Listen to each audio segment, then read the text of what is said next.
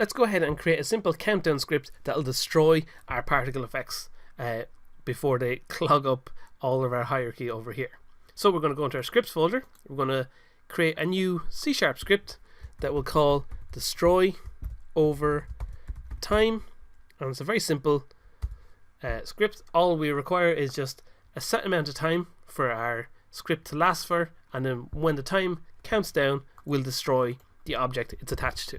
So we'll just say public float lifetime, and that'll be how long our object lasts. We won't worry about the start function at all, but in our update we'll just say, okay, start counting down our time. So how we do that is say lifetime minus equals time.delta time. So we're just taking it down and taking time away, and then we say if our lifetime is less than 0, so we've ran out of time, then destroy game object. So we're destroying the game object that this script is attached to.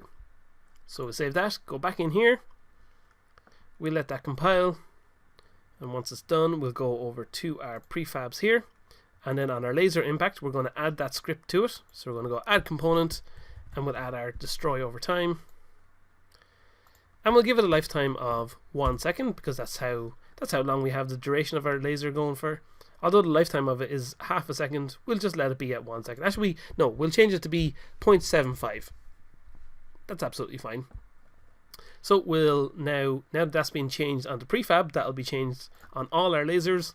So we can hit play, and now if I shoot a load of bullets at this asteroid, you can see our laser impacts are staying there for a few seconds and then disappearing. Perfect. That's exactly what we want them to do.